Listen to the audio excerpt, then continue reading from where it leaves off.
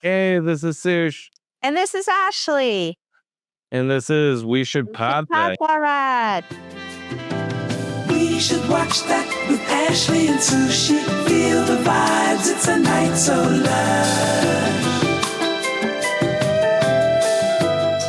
Episode 2, finally. You know it. So, we've done some fine tuning Indeed. with what we're trying to do. I think one of the things that I should bring up, though, before we even get into this is we obviously know the changes that WWE has been making with their PLEs. So because of that, our wrestling coverage stuff may change based on our access to PLEs. For those who don't know, and hopefully this doesn't for you like it did as much for us. WWE is moving all of their PLEs to the new ESPN Plus or ESPN platform or whatever. Which I guess for us it sucks because we get our Peacock subscription through having cable service with community. So yeah, it's gonna suck because we're gonna have only access to Peacock stuff, which is I think going to just be Saturday night's main event. So yeah, that's not gonna be great, but something might happen. I may try to make some adjustments because I think what's going to happen is they might have just if you have an existing Hulu Disney Plus package, you might be able to just bump up to the next level of membership. But still, it's I don't want to pay for something that I wasn't paying for. And sports, of all things. Yeah. I don't want to watch sports. I want to watch sports entertainment. Exactly. And so it was shaggy how when WWE made this deal with ESPN, all the AEW coverage was just taken completely. There's no more AEW stuff on ESPN at all. So kind of bogus. But that's just how WWE's been doing stuff lately. And we're not a fan if you don't kind of hate it also. Yeah, exactly. Anyway, let's get into overview of what we're going to cover this week. Yeah. As far as looks go, the focus that we'll be talking about is the movie Caught Stealing. Lipback's going to be covering Honey Don't. We didn't really see a lot of movies this past weekend. There wasn't a lot of new stuff, so that's pretty much it. For look ahead, we have a few movies, I think, but our biggest one, I think, is Relay, which we've kind of been meaning to see. We just haven't gotten around to it. But yeah, anyway, let's get started with looks for the week, and let's talk about Caught Stealing. Caught Stealing. Okay, if you don't mind, I first have to just say, Darren Aronofsky made a movie that wasn't torture to watch. It's exciting. I've been a long time, I don't want to say hater, because, I think that I'm sure he does good work, but I also think, why?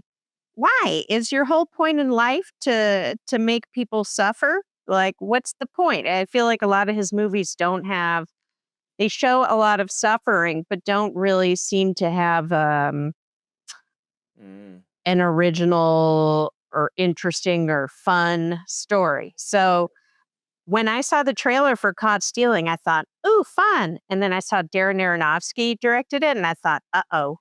But I'm here to say this was, yes, there's some serious stuff. There's some violence. There's some death. But overall, I had a pretty darn good time. Yeah, I don't think I have as much context as you, but I feel like based on what I know about him and how some of his movies can kind of be out there. Torturous? Out there, I would say. Because, he does have a couple. Well, I feel like it's kind of some of the stuff that he puts out is kind of surreal, like Pie or stuff like that. But there's more down to earth stuff like The Fighter. But Not like I've really seen like a lot of his movies. I just know kind of them. But yeah, I just saw a movie where I was crying about a tree, and I thought, this is enough. No more of this. Okay. Anyway, I forget what it's called. But yeah, it's a real different type of film. Yeah, I know based on what you said and like what I know about him, this is definitely different because it doesn't even like. I feel like this is just kind of. I don't know what kind of category would you, what genre would you even place this in? Okay, so I was thinking about this, and I don't know that it's an actual genre, but shit going wrong in the city. There's like, I guess you could put it under like crime. yeah, it's sort of like you could even, all right, if I'm being dramatic, you could even look at it like a Greek tragedy. Yeah. It's like Yeah. there's one thing that goes wrong in the main character's life, and it sets in motion It's a snowball kind of thing. a whole chain of events. Yeah. And it just sort of rolls from there. Yeah. So just to get into the plot, like briefly, Austin Butler, it takes place in the late 90s in New York, which was very fun because I went to New York in the late 90s and I was in high school and I thought it was the coolest thing in the world. And it still is pretty cool. But Austin Butler is a bartender in New York City. He's seeing Zoe Kravitz, who's an EMT, and he's a drinker, but he's probably, mid-20s, young guy. And they come back after he's working one night and he runs into Matt Smith's character, who's a punk rock dude, who's like, hey, my dad had a stroke. I have to go. Can you watch my place and take care of my cat? Austin Butler's like, no problem. And basically what ends up happening is Matt Smith's character is I don't know how I guess the plot's I guess you could just put it as, I guess, without spoiling it. Right. I would say anyway that it's like he's involved in some stuff that's not great. Yes. He's involved in some criminal activity, and this is unfortunately Austin Butler is not really privy to this information. He doesn't really know what's going on. I mean, like I don't even think he really suspects that he's actually involved in any No, he's activity. just this weird neighbor. Yeah, until and this isn't really spoiling it, but until like these, other punks like show up to they look like skinheads. They show up to his house. Little bit, yeah. Yeah. So you don't even really know. And then, at least for me, I was kind of just trying to figure out like really how serious it is because, it's easy for these things to feel exaggerated. Yeah. So yeah, I think that was kind of the interesting aspect of it. As a viewer, you're kind of trying to figure out how much of this makes sense or like how deep in Matt Smith is, which is kind of hilarious because like he's really not around for most of the movie. Right. I mean, he's a really funny character because it is. He's clearly in over his head, but he also takes all of these serious things very lightly, like in a pretty funny way. Like, oh, can you believe this is happening to me? But it's like, yeah, dude, I can believe it's happening to you. You're doing a lot of crime with a lot of scary people. Yeah, and it sucks that Austin Butler's character basically has to deal with the fallout from all of it because he's literally just I don't know. It's just like his neighbor and trying to like be helpful. Right. And he meets Regina Hall plays a cop named Roman who is pretty funny. You don't know how much you can, you don't know how much she's going to be able to help him. Yeah. But working with him, Zoe Kravitz is in there with him. And then there's just this amazing series of characters. So you've got your sort of, Russian sort of punky skinhead guys. One of them is named Microbe, which I thought was hilarious. Yeah. Then you've got like the Hasidic mafia with Liev Schreiber and Vincent D'Onofrio. Right. Then you've got like the Puerto Ricans. We've got Bad Bunny, which Yeah. I knew he was in it, but it was funny. There were people sitting next to me who gasped when he came on Yeah. screen. I felt the same. He did great. And then Griffin Dunn. So this actually is funny. Griffin Dunn plays like the owner of the bar Yeah. that he works at. And when you asked what genre this falls under, the closest that I could think of is like the movie After Hours, which is a Griffin Dunn movie. I think it was Scorsese directed. Yes, Martin Scorsese directed it. And it's also a New York City. One thing goes wrong and then it goes insane. Like snowballs kind of thing. Yeah. That kind of makes sense maybe that he's in this movie. Maybe there was a conscious decision to have him in it. Yeah, I wouldn't be surprised. Cool. Carol Kane's in it. She's awesome. Charlie Houston. I mean, there's a lot of really, really great performances. And Austin Butler's character has like a sad backstory that sort of comes out as the movie progresses. You learn more about it, and that sort of ties into how he handles the situation. Right. But it's just like, I don't know, like it's just like a ball rolling downhill. It's like, or like, what's that video game with the sticking stuff to a ball? Oh, Katamari. It's a bit of a Katamari. He like picks that, up different injuries and hoodlums as he goes. Yeah. I thought it was like, I mean, I guess it's, to kind of sum it up for me anyway, I thought that it was kind of cool because it was one of those movies where you're like kind of seeing how every potential thing could go wrong. But that's kind of like where you end up finding humor in this movie because these things are going wrong, but some of it is so ridiculous. Yeah. Some of it is legitimately sad and like, Yeah. but overall, I think it was a pretty, considering like some of what happens in it, it's a pretty light movie, I guess. Yeah. Yeah, it's strange. The tone is really like I think you and I both probably enjoy movies with uneven tone more than most people. Not I don't when I say uneven, I don't mean it's not intentional. Like it is. It's on purpose. Yeah. But there's some fun and surprise that can come from that. It also means that some of the serious moments can feel like they come out of nowhere. Yeah. Which I like because I feel like, no, I felt that on this one. I really like, how a lot of these movies where we do see a lot of movies that are kind of in the same vibe of like, oh, all this shit's going wrong, but it's hilarious how this shit is going wrong kind of thing. And you don't really recover from that in a lot of movies, you kind of just stay there. But I feel like this movie does a good job of at least pulling back from that every once in a while to like remind you that it's not really trying to be like a dark comedy or anything. It just happens to be like incidental, I guess, to what's happening to these characters. It's really interesting. And it's based on a novel by Charlie Houston, who I don't really know. I'm not as well read as I should be.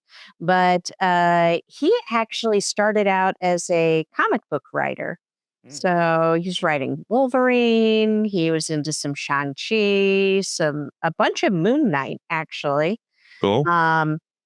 And yeah, it's just interesting to think about in that context. It's just sort of, it's a wild movie. I don't know. It also it looked great, I think this might be one of the few movies that Aronofsky's done and hasn't written. But you still see his stamp. Honestly, some of what I like best about his work is some of the visual stuff. There's a series of accidents. I'm not going to say more about it than that. That it's an accident that you see happen multiple times. You see something else that mimics it later in the movie. Yeah. And the way they shoot it is really beautiful and really, it really makes you stop. They're like throughout the movie, there were people making noise, but like during some of those big, moments, it was really quiet in the theater. Yeah. So yeah, really interesting. Yeah. I Oh, think it was cool because like I wasn't expecting anything from it. I think you and I both just wanted to kind of see this one because, we could get ahead of it a little bit with the podcast because we did see it at like a sneak preview. So I don't even think this is supposed to be out until this week, right? yeah, I think it comes out. Officially, like on Thursday or I mean Friday. Yeah, it actually, it says it comes out August 29th. Yeah. Um, So it would be so Friday or yeah, Thursday night, whatever usually. Um so yeah, I liked it. Like I said, I wasn't thinking anything of it going into it. I didn't have any opinions really. I thought the trailer was cool, but I don't think it gave like a lot away no, about the story. It gave like enough away, but I feel like it was very bare bones and like there's a lot of details that you get from the movie itself. So yeah, what would you rate Caught Stealing?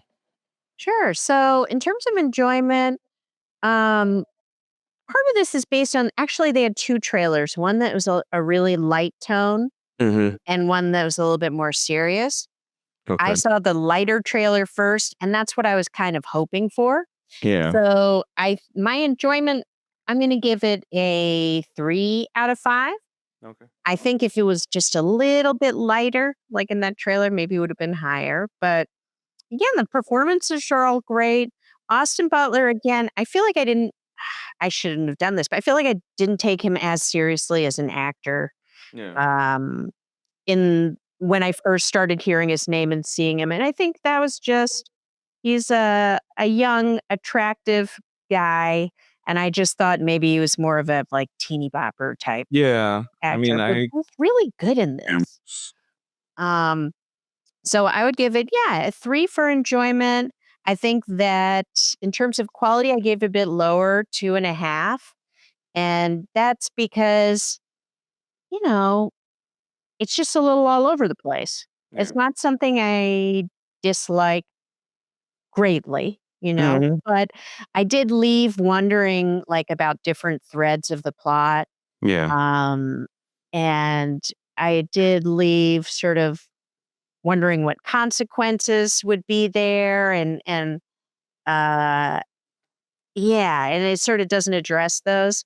Cool. So I gave it a 2.5. That being said, I don't think it's that there was something that they forgot to do or couldn't do to make it, quote better. I think that's just the type of movie it is. Yeah. But yeah, I give it a 2.5 quality. Okay. I'd say 3.5 for enjoyment and 2.5 for quality. Same as you for quality. As far as the enjoyment, I think it was just more like I was saying. It feels a little bit lighter than I was expecting, especially after I started getting into the movie. Like we started getting into the movie, I thought like some of the material could have gone kind of serious, but it didn't stay that way. I think like it did a good balancing act. So it wasn't too heavy, like you don't feel like you're being dragged along because it's too emotional to ride or anything like that. I think the moments of humor made it easier to kind of, power through this and really not have to like think too much about it. Uh-huh. Quality, I went right in the middle mostly because this wasn't a movie where there was anything stand out about the quality. Like I didn't feel like it sucked or Yeah. that it was especially good as far as like cinematography or like acting or anything like that. I think there were strengths, but it could have always been better. But that's not what the point of this movie is. I don't think it's one that really relies on anything other than like the story and the actors who portray it, which, their characters are kind of limited. So it's not like they're really given a lot of room to breathe with them, or they have a lot of, personality outside of like who they're supposed to be as a character. So that's mainly why I did that. So I think, overall it was good though. If you like movies that are kind of, crime movies, like in movies that where shit hits a fan and things snowball, this would be a good one. You want to be swept up. Cool. All right, let's move on to Look Back. All right. As far as the only other movie we saw this past weekend, we saw Honey Don't. Honey Don't. And Ashley, can you tell us some stuff? Yeah. So Honey Don't is our second wacky lesbian movie from Ethan Coen in the last 2 years. Or I should say Ethan Coen and his wife and co-writer. And it stars, again, Margaret Qualley. So I think these guys just get along really well. And I forgot to say the co-writer is Trisha Cook is her name. And basically, she plays Honey. She's a small town private investigator and enthusiastic lesbian who does primarily like catching cheating spouses type of work.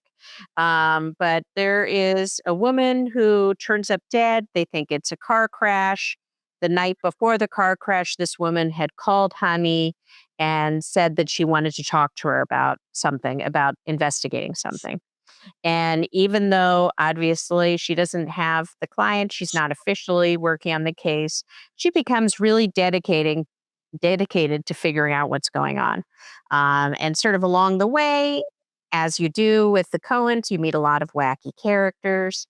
And I think first and foremost is Chris Evans, who plays this truly insane, out of control Reverend Drew Devlin, basically a cult leader for a very strange local church that was somehow associated with the victim. You've got this very glamorous French lady, Cher, who's somehow in the mix. And also Margaret Qualley's character meets Aubrey Plaza's character, who works as I forget exactly what her role was at the police station, but she works for the she police. like works in, I guess, like the evidence, like either that or like the weapons locker or something like that. Basically somewhere where there's like a storage or hold of something. And Yeah. he has to go and like check it. I have a feeling it's the evidence locker. Yeah, I think so. Not like Usually, I mean, that detective or anything. stereotypically, that's what you have in like those types of positions. It's just some person who sits there and signs people in and out. Yeah. Oh, and Shirley Day's also in this here. But basically, she's just sort of trying to figure out what the heck happened, and it's wacky. It is. And it's wacky and it's lesbian. It's really hard to like get into it without spoiling a lot of what happens in it, because I don't know, some of it just comes out of nowhere. I feel like this is definitely one of those movies, if you just like, things just turning on a dime, like you don't know where the story's gonna go, then you'll probably like this one. I mean, I feel like if you liked Drive-Away Dolls, you probably like this. Margaret Qualley, even though she's not like a fast-talking lesbian in this one, she still is a regular talking lesbian. Yeah, she's a regular talking lesbian. But she's funny. I mean, she's got like the same type of quirkiness to her that I think is present in Drive-Away Dolls. Maybe not as goofy, but it's got that kind of like weirdness to her. I think it lends really well to this movie, because I feel like this is kind of like a double-edged sword, because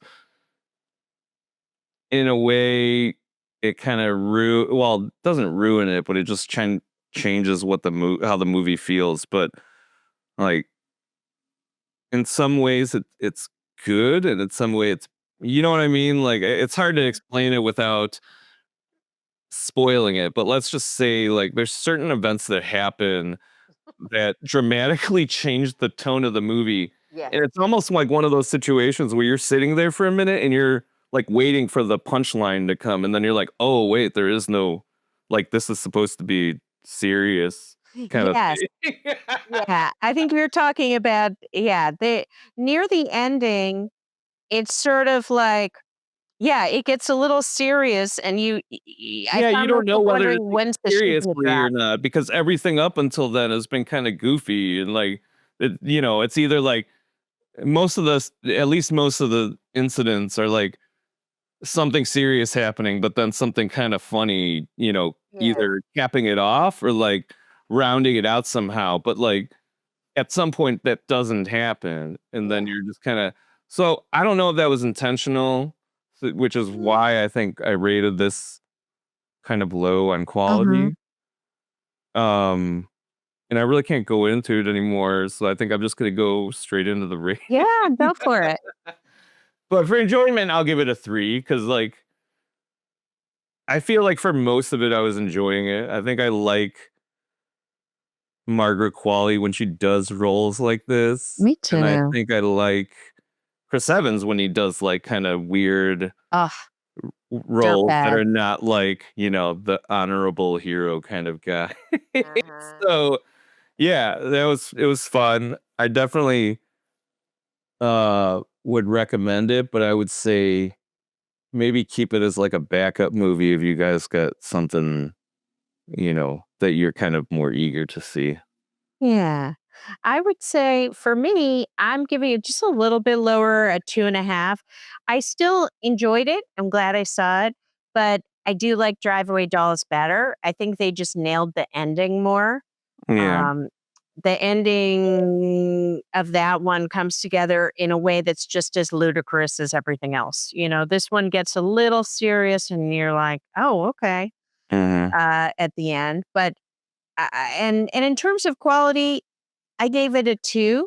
Now, that's mostly just the script and the plot, Yeah. because it looks great. There's Yeah. also in the beginning of the movie, there's a really cool opening where it shows the credits and everything's like, uh, Oh, yeah, like signage from signage signage in or the like, buildings, but it's yeah, done I in a see. way that's really lived in. Cool. I like the sort of vibe. It has kind of a, you almost would think it's a period piece. There's something a little retro or of another time, but I can't quite place my finger on it. I Mhm. think that's cool. I think the acting's great. It looks great, but yeah, it's just, just not quite as good as Drive Away Dolls. And I, I can't help but compare them since they have the same star, same creators, and came out so recently.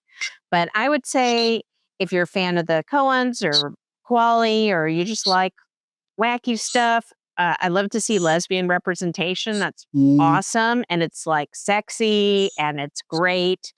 That aspect of it. But yeah, not, not the best thing out there. No? Yeah. All right, let's Interesting move movie. on to TV stuff. This past week we watched Foundation episode 7, Oh man, yeah. and also Alien Earth episode 3, but we'll start off with Foundation episode 7. Mhm.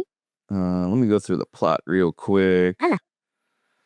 So, in this episode, the mule gets to the first foundation and makes the Mayor Inbird, drown himself. That's one of the. I mean, It's pretty gross or pretty yeah, they horrible. go through the sequence of like different events. I mean, I think you initially are trying to figure out whether he's doing this from his own free will or if the mule is like Yeah. mind controlling him into doing this. But obviously, when you get to the drowning part, it Right, and makes you're it like, be, yeah. By then, I'm pretty sure he's been mind controlled. But yeah, and then he makes all the ships kind of attack each other that are out in on space around there. So yeah, it sucks indeed. for for the foundation, Yeah. but Along with that, we get a flashback for the Mule's past, basically illustrating that in a way he was like a victim. His family was a victim of Foundation's one-child policy. His parents chose to drown him And between he was a like lot older. he He and was like a brother or 9, 10. whatever, or I don't know. They don't even say like basically they have a baby and they choose the baby over him, which is shit. Like there's like definitely some solutions that they could have attempted, but they It's like, took why don't you give it to the neighbors? they took the easiest way out.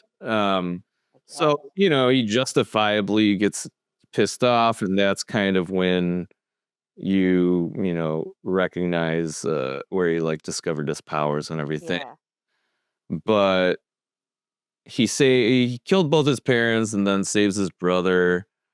But we see like later on in the episode that Harry Seldon's hologram doesn't believe this. It could be a Dark Knight scenario where the Joker's just making up stories. It's not. We're not sure. As far as like the whole storyline with Day and Songbird 17 and his girlfriend and Songbird 17's partner, sorry. Day apologizes, takes this hallucinogen, which is basically the same stuff as in the spores, but a lot stronger. Yeah. He trips and basically, goes through this weird sequence of events.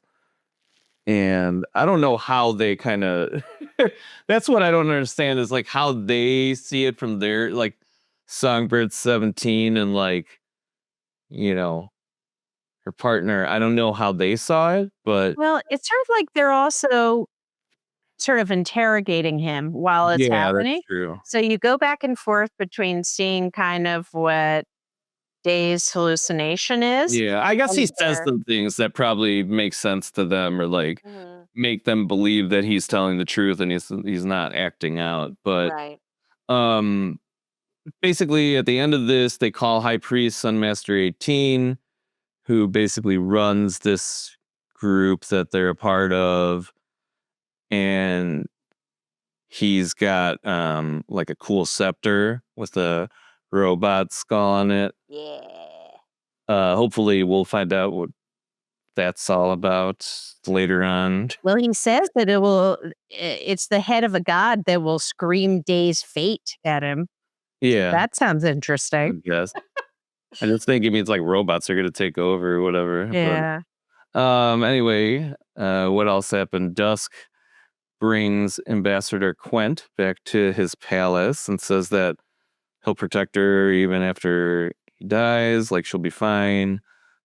As Ashley would put it, they smooch. They did.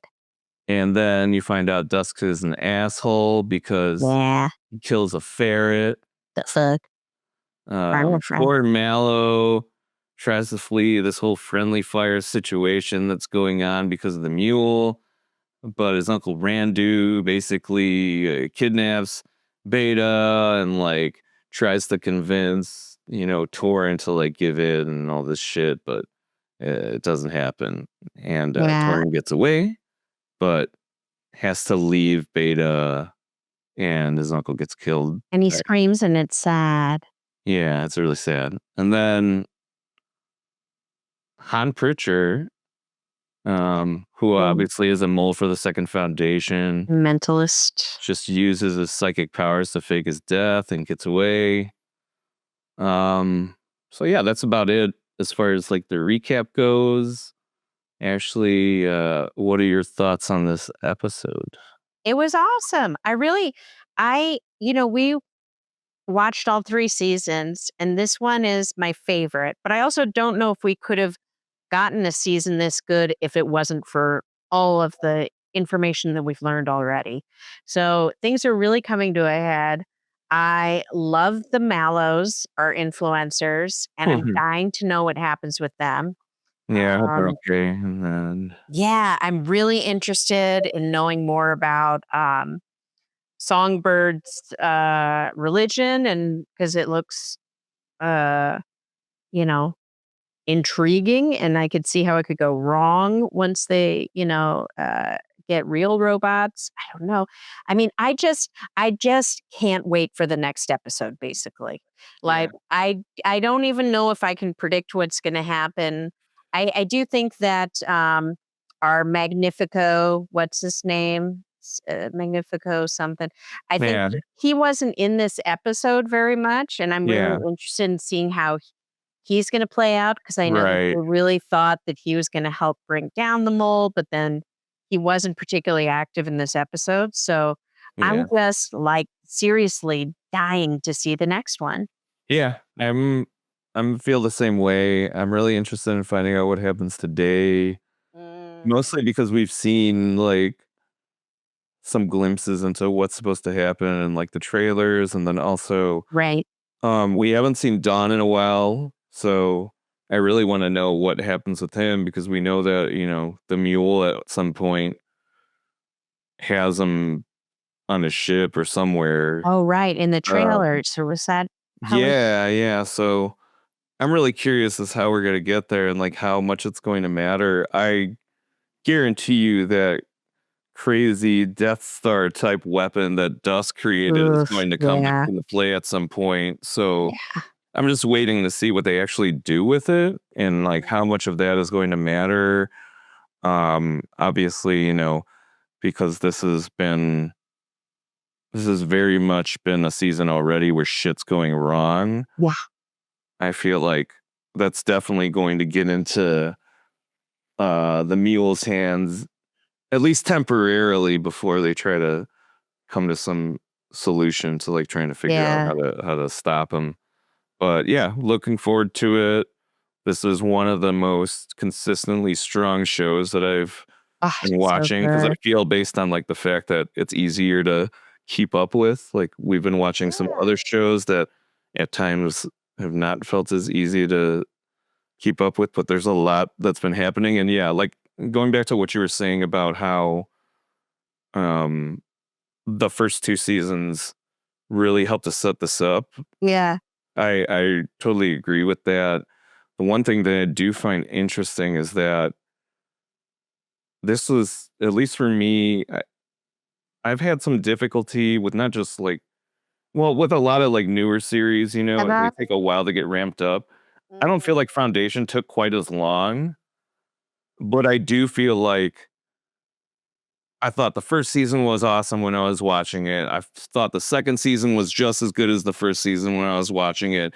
But then, yeah, the third season is like amazing compared to it. They're really like pushing the envelope with them because they're doing all this stuff that I guess like they kind of did little bits of like in the first Mhm. two seasons. Like there's some space stuff, but there's a lot more like space, like dog fighting and stuff in this episode. And like, so there's like, I don't know how much it's costing to do this, but Oh, I it's know. significantly like It looks so better good. than the other two seasons before it. Mhm. But yeah, that's all I gotta say about that. Yeah. And what else Um, did we watch this week? Alien Earth, That's episode right. 3. Yeah. So I guess I'll just go through what happened on that show. Man, it's starting to get really interesting Cool. because we saw, kind of warnings of things to come. And I think Yeah. finally, like, some things are happening. Sure, like the last episode, we had some alien stuff happening, Uh-huh. those alien tick things, whatever. That Ugh. was kind of crazy. But this one, yeah, definitely gets crazier because let's just get right into it. Wendy saves her brother Joe, who she was kind of watching Yeah. in the previous episode. Xenomorph is stalking them. She fights a xenomorph to protect Joe, but in the process is seemingly killed. Mhm. And then Joe passes out. So we don't really get back to this until like later on. Mhm. The cool part is we're kind of seeing different things happening from, different groups of characters Right. on this show. So like the different, children, I guess we'll still call them, or the hybrids. Yeah. They're kind of like each dealing with their own shit. And, Yeah. it kind of like comes in and out of like the main, I guess, plot of what's happening. But anyway, Nibs, She's the redhead. Right? redhead, yeah, she starts questioning basically everything like a kid would do. I mean, I think it's perfectly normal. But what isn't normal is that she finds that, the Yeah. mirrors and even like their eyes are basically cameras Yes. that Prodigy and, Boy Cavalier and everybody are like using to monitor them and everything. So, this kind of supports these feelings that she's starting to have, that like this gift of new life that they all received is more of a gift to like the research efforts of Prodigy rather than the children themselves. So Right. it's starting to get, like, I think they're starting to see how messed up this is. Initially, I think they were just happy to be alive. And they're children. So what do they, what do they know Yeah, exactly. about people looking through their eyes? Like, why would they possibly think that's in the realm of possibilities? Yeah. So beyond that, like we see Slightly, who is like just really getting spooked by stuff now. Yeah. That's pretty He cute. sees the eggs, basically. We had at the end of the last episode, basically, you see the xenomorph eggs, or the face hugger eggs Yeah. on the ground. They don't really get into it, but Slightly is scared shitless, pretty much. Yes. He doesn't want to like have anything to do with this alien stuff. Yeah. And Smee definitely isn't helping because he like comes in and like kind of scares him for a moment, and then tells him all the crazy stuff that he witnessed in the lab for the last episode with the ticks and everything, and like the eyeball that was running around. Yeah. And Just so love like birth stuff. now Slightly is like constantly on edge. Yeah. So it really doesn't help when like Morrow comes in. He's the android guy who basically was on that ship. He's the only so survivor. tortured. Yeah, from the crash. So he works for Yutani, and he encounters the two of them and like kind of like is caught by surprise for a moment. He really like, yeah, he's trying to like figure out how to get out of this situation, but he doesn't realize that these are kids. So like he slowly comes to this realization, I think, by having a conversation with them. And like he just kind of gets these little bits of glimpses of like, these are not normal kids, or like this isn't a normal situation, because as an android, I guess he can tell that they're synthetic, but they're talking about having parents and they're like acting like children. So yeah, it's funny because it's like later on, when he's out of there, he basically downloads all the info off of the ship, and then, he leaves, but then later on tries to communicate with Slightly. Oh yeah, through, that's like, pretty remote freaky. connection, which is pretty hilarious, because I'm like, Yeah. how vulnerable are these hybrid children to where like people can just like communicate them from the outside, with them from the outside. Like you would think that a company like Prodigy would have like better technology than that. Yeah. But I don't know how it works, so whatever. Anyway, going back to like what's happening as far as like Hirsch, and he's the synthetic. This is our boy Timothy Oliphant. Yeah.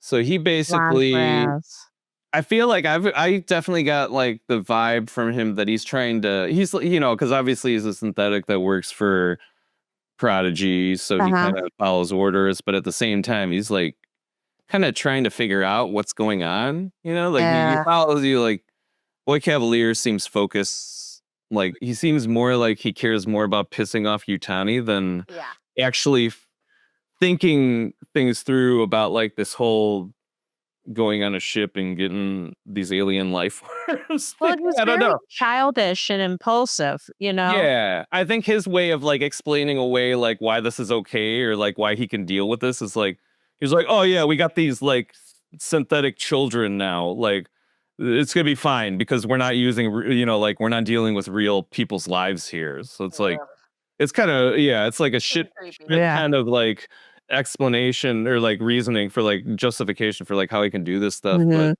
I think it's like crappy. Whatever, he's gonna probably have to pay for it later on anyway. So, that's how these movies work, or like that's how the show probably works, considering how Alien works most of the time. Yeah. Um, but yeah, he starts looking into the situation on the crashed ship, and he basically is part of this rescue effort that Prodigy goes and gets Wendy and Joe.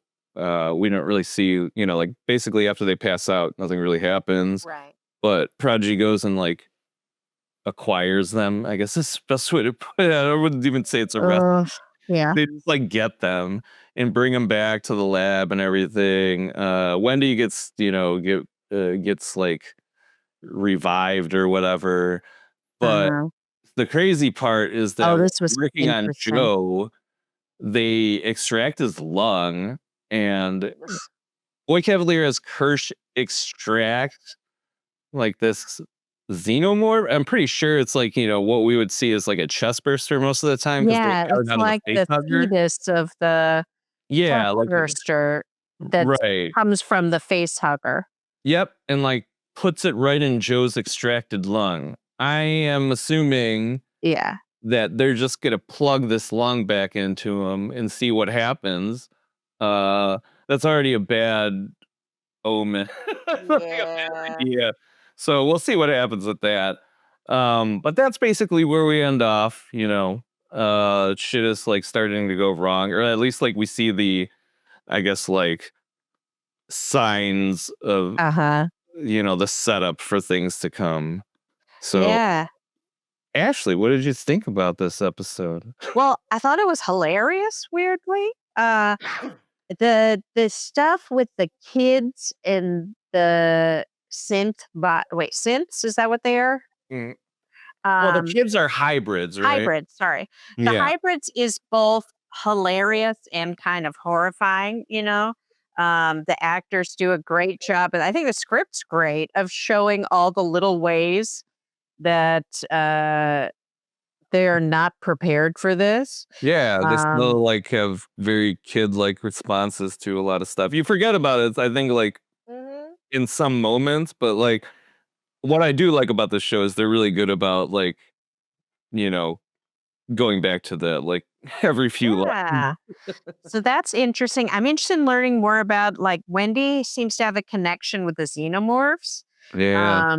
It's like I think it's like she's hearing something that other people can't. So I'm curious to know about that. I was trying to figure out if that's more of if that has to do more with like what happened with her in the Xenomorph, or if this just like a callback to like, remember like in when she first gets put into the body, she says she hears like some stuff Yes. that like the other kids aren't hearing. Like, so I don't know if it's like one or the other, or maybe a combination of both, but I guess we'll find out. Yeah. And it looks good. The character, the one, I think it's Morrow, he's the synth. Is that right? He's what do they call him? What do they call him? Android? Android. Okay, Android. Yeah. Is he an android, or is that no? It's a cyborg. He's a cyborg. He's a cyborg. Because he's a human. As he puts it, he's like a human machine, like a machine with the worst parts of a human. Yes. So basically, he feels and like and acts like but his body is probably mostly like augments like parts. And it seems really like a horrible position to be in because I don't think he has free will. It reminds me of when I saw the reboot of RoboCop with a good friend, and she was depressed for a week afterwards. Like, how could they do that to someone's body? Right, It's right. very freaky. But yeah, I'm interested to know what's happening. I'm loving Timothy Oliphant in this. To see him play a character that's pretty. I mean, he's a deadpan guy, so maybe a robot is just the next. Well, not a robot. He's a synth, I guess. Like Yeah. the next level of that. But I think his performance is good. But yeah, I'm hoping it starts, getting rolling a bit. There's a lot of like interesting things happening, and I'm looking forward to it coming together.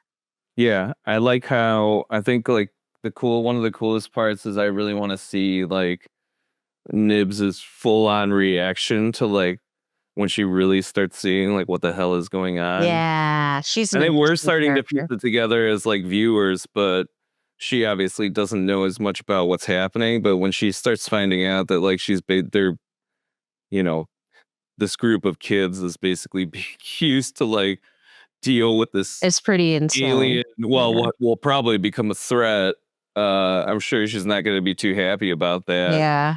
Because this was supposed to be a good thing for them, but it's just going to hit the fan now that there's xenomorphs around and like these eggs Yeah. are even like they haven't like implanted in anybody yet, but man, I'm just like, It's you know coming. that's coming. Yeah, and like I think it all starts with like this tiny xenomorph getting implanted in Joe's lung. Yeah. Like, Yeah. I don't think there's any. Well, here's a thing that I think drives me kind of crazy about that is that they clearly know that like these things bursted out of people in stasis, Yeah. but they're not going to like put two and two together. It's that like these things like popped out of people. I don't know. I don't know if I feel like Timothy Oliphant is just his character is the synthetic is just trying to figure it out. I don't think he feels any moral. I want to feel like a part of him cares, but this goes back to kind of the first episode where they kind of tell you that like they don't feel and they feel even less once they're in those bodies. Mm. So, that based on that, like he cares significantly less than these Right. kids probably do. Yeah. So Yeah. he's all in it just to figure out what the hell is going on. I don't know for self-preservation. I don't know what his other directives are, so I can't really say, but I do find it interesting that he's like still trying to figure it out and he's not really jumping to any conclusions yet. All right. Well, for the look ahead, basically all that we're planning to watch this week for movies is Toxic Avenger, which That'll be interesting. You know what I just found out? It was what? supposed to come out in 2023, but they couldn't get distribution because of how violent it is. So that's got me pretty excited. Yeah, I really think that this is going to be one of the weirder movies that like big stars are in, which is hilarious. So, yeah, I'm really looking forward to it. I liked the cartoon as a kid, so I know it really is not really the same on the same line, but whatever. Anyway, yeah, and then the movie we've been trying to see the past few weeks, Relay, which is kind of like that. I would say it's like a thriller that's Yeah, that's kind what of it seems like. along the same lines as maybe like a Bourne movie. So that looks really cool. We just haven't gotten around to, scheduling that in. And then I think the third movie that we were talking about seeing is Trust, which I think is just more because we're curious. Yeah. Because, man, I don't know if I've seen Sophie Turner cast for anything since Oh, Dark Phoenix. I don't know if I mean, I'm sure she's been in things, but I haven't seen her in anything since Yeah, this then. is like the first thing I recall seeing her at least like theatrical Yeah, releases recently. So that'll be I cool. kind of want to check it out because it's kind of anytime we see kind of inconsistency between audience and critic ratings, Yeah. we find that those are a good place.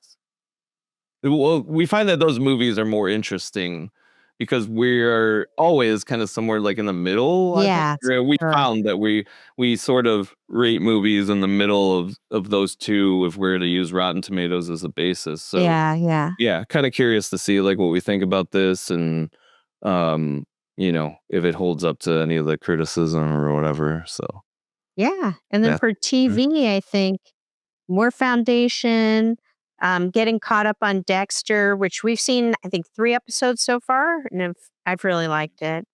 Alien Earth, and then South Park. Want to see, how they're taking our crazy world and funny. yeah. Awesome. All right. So I that think it's does done it for time.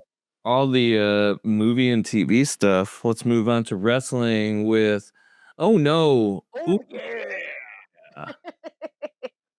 So no PLEs this past weekend. I mean there Yay. were, Oh. but I don't think we're gonna talk about it. Nah. But I will say that AEW Forbidden Door happened this past weekend. There were Yeah. solid matches in that. That's pretty cool. I'm sorry, we're not going to cover any of that stuff. It's too long. Wrestling is too And long. plus, if you like wrestling from like a technical standpoint, you're gonna go watch it anyway because you know that between Yeah. this and WWE, that's probably where you're going to be spending more. There's some really time cool already. So yeah, see it. I mean, I feel like anybody who really cares enough about AEW will have already found a way to see, if not the whole event, then some clips from it. But definitely, I would say the lights out cage match was nuts. It was great seeing Tony Storm Love her. God, I love her. retain. And it was cool seeing Cope or Edge and Christian again. Yeah. So, yeah, that's all I gotta say about that. Let's move on to the actual WWE shows that happened this past weekend. Lots of drama. Yes, SmackDown was in Dublin, Ireland. As far as like promos and miscellaneous drama, Becky Lynch started off the show by, to the surprise of no one, insulting her own country and the people in the audience. Tiffany Stratton came out to confront her, followed by Nia Jax confronting Tiffany, and then Jade Cargill came out to help Tiffany as like the two, other two ladies are ganging up on her. So, which was all just the setup for I think it was the finale match of the night. Oh, yeah. Yeah, it was Nia Jax and Becky Lynch versus Tiffany Stratton and Jade Cargill. John Cena gave a speech to the audience, but he barely got into it before Logan Paul came out. I hate him. Yeah. Logan Paul does his usual shtick. Ugh. He gets an attitude adjustment after physically attacking Cena. Even after Cena like admitted that, Paul's like a good wrestler, but just a disappointment to the business, and that's why I mean, that's the worst part about him is that he's a good wrestler. It makes me so angry. But yeah, so this leads actually to later on at the tail end of the show. I don't know if everybody caught it, but oh, right. I think he's talking to Nick Aldis. Nick Aldis was saying that like Brock had a message, but then the moment he was about to start talking about it, like Logan Paul just attacked him. So, that was the end of that part. But then the only other thing I think as far as like there wasn't a match that promo and the promo drama, I guess designation I would say is like Drew McIntyre came out again and saw Cody Rhodes and check up on like the stupid medical status thing. Like, I don't know where this is going. Whatever, dude. Like, it's kind of weak without Cody, like, even being around to respond, So, like, I don't know. This isn't really doing anything to me. Like, I don't understand the point behind it. I don't understand the motivations, I think it's just this back and forth with, like, you know how it's been lately with the WWE. It's like, they've been playing people so much with, like, these injury storylines and shit like that. So,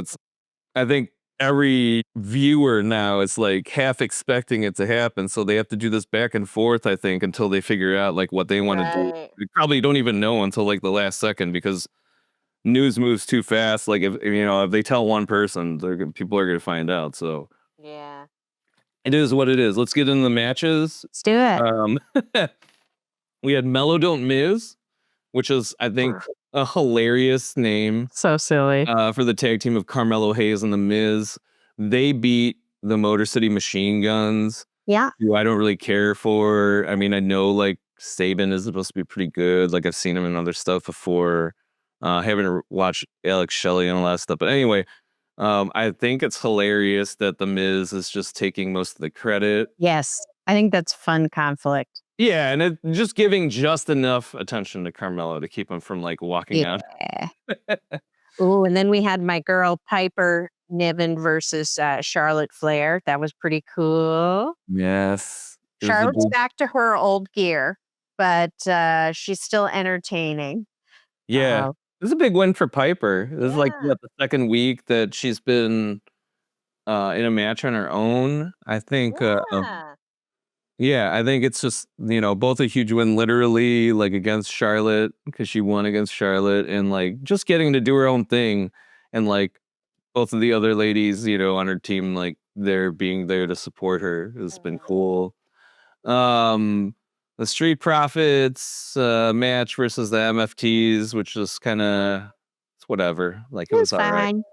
Yeah, Street Profits are solid. Like I don't have any problem with them. They're awesome. Yeah, they're really good. I think they're waiting for them to do some more stuff, or like at least have a more exciting arc with some tag teams again. There's the Aleister Black versus, well, it was supposed to be R-Truth, but R-Truth appeared via video and sent Damian Priest in his place. So this was funny because the match never officially started. Like they wouldn't stop beating on each other. Security came out to break it up. I think like that's one of the most, I know that's one of the most amusing things that you've like enjoyed lately is that there's a lot of backstage fighting. Oh, I love it. It's so stupid. It's so stupid. I know it's been happening with like Sheamus and yes. They're like, this is basically like the SmackDown version of that. They're like have to have one pairing on each show now or something. Let's see what else we got. And then we had that last match, the tag team match at the end. Nia Jax and Becky Lynch versus Tiffany Stratton and Jade Cargill. For me, I'd say it's kind of a meh match. I do feel it's like amusing that Becky, just left Nia to like deal with. That's true. That's the true. match, but it was whatever. Like I don't think it was especially exciting. I did find Raw like a bit more exciting. They were really just on like the content. I think it's just, but I don't think it's like anything that's super important because we're running up into a PLE this week. So this is all like setup, Right. And it's basically like if we already know that the match is happening, like it's just more reinforcement for that. I think there was literally only one match that came out of the actual events of what happened at Raw this week. Oh, okay, yeah. I'm gonna go ahead and recap that too. Go for it, yeah. Take a look. So Raw was in Birmingham on Monday. As far as promos and drama crap, Roman kicked things off. He got interrupted during his promo by Paul Heyman and Bronson Reed. They have a scuffle. Security gets sent out. I feel like they're really amping up these security gets sent out ankles. I love it. They had so many people not involved. only in WWE, but I had noticed that they're really doing it on AEW too. Yeah. I don't know if there's like a collective desire for security to come out more often again, but I just think it's hilarious as somebody who like watched this happen back in the Attitude Era where it absolutely did nothing to stop these guys from fighting each other. The least effective security people ever in wrestling. Yeah. But we'll be here, like as per usual, probably like 10 years down the line, we'll be finding out that one of these security people is now, like is the next big star. So like, some big name. Okay, so anyway, Moving on, there's a backstage interview with LA Knight, basically just building more heat for the Fatal 4-Way match at Clash of Paris, for the World Heavyweight Championship. We had Becky Lynch stop by to insult the audience. Yeah. Be interrupted and attacked by Nikki Bella. And her terrible theme song. Yep, and that was like, I think the only setup for like a match that wasn't already announced at some point. Yeah. That one went up on the WWE website, I think yesterday after that happened. We had, as for the matches, we had Dragon Lee versus JD McDonough, the head Yes. of Judgment Day. But yeah, Dominic Mysterio tried to interfere, but then AJ Styles ran out to stop him. You know, later on they follow backstage with the Judgment Day, and basically like Dominic tells says like they got to deal with AJ, and Finn basically says that he's gonna go take care of it. So that sets up a match for later on between Finn Balor and AJ Styles. We got a Penta versus Kofi Kingston match. I will say that the New Day are at least becoming more amusing as heels now. They're pretty Like, the fun. outfits have been hilarious lately. It's I been love great. the wardrobe. I think they, it makes a lot of sense to me because Xavier Woods, I think, is like a very online guy, or at least from what he's online enough to know that people are talking about these outfits that he's wearing. Yes. So I think every week it gets more and more absurd because he just knows that people are paying attention to just waiting for the next dumb outfit that he wears. So props to him. I think Grayson Waller is hilarious. Yeah. And like the third, like they're calling him Big G, because like, Big E, he's like the new Big E basically. So I think it's funny. It's like he's, definitely helping them out, but kind of at his own expense. This whole thing about them trying to get the Mexican Destroyer move banned via petition is ridiculous. Love it. I love it so much. This is he did a video today, I think, or about it. Yeah. Oh man, it was great. I just love that part. I thought it was hilarious that this is the way that they're going. And I think I even remember, I forgot if it was Corey Graves or somebody who's like, be the change you want, or like or something like that. I just thought it was hilarious that they're just doing a petition for this. Moving on, Rhea Ripley versus Roxanne Perez. Solid match. I mean, I always like seeing Rhea in a match. Love her. It's cool. But she got attacked by Raquel Rodriguez after the match. Io Sky rushed out to assist, against Raquel and Roxanne.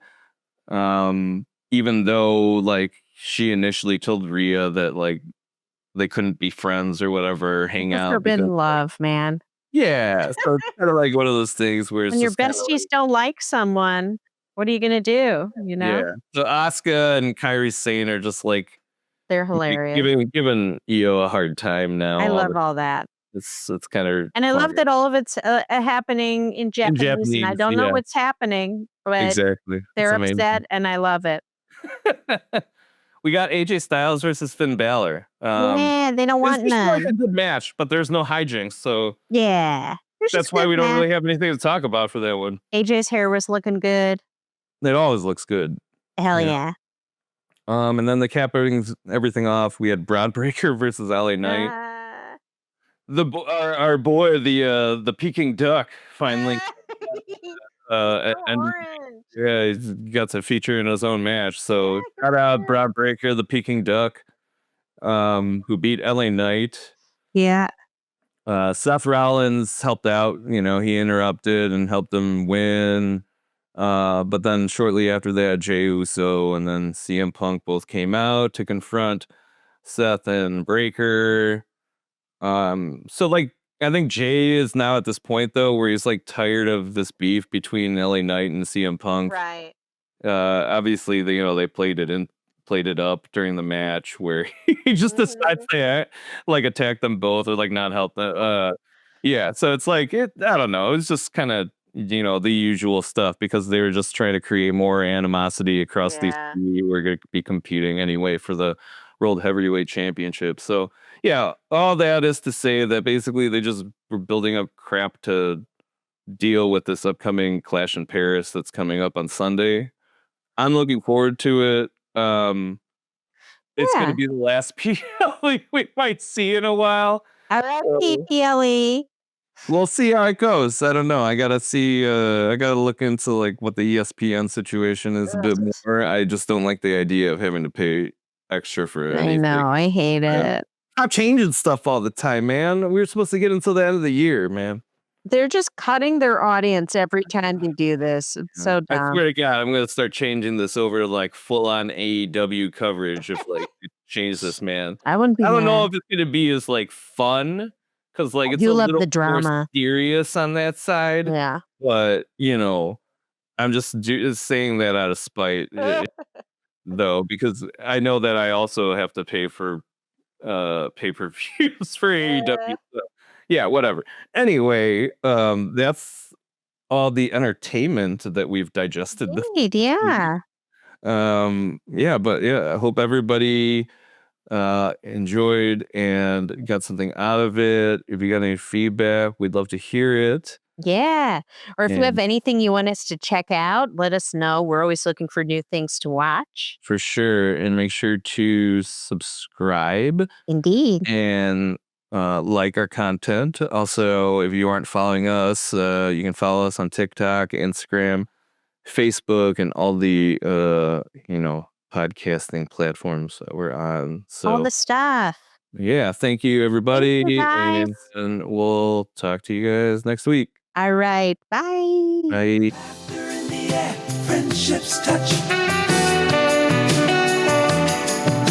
Movies and delights, we'll share so much.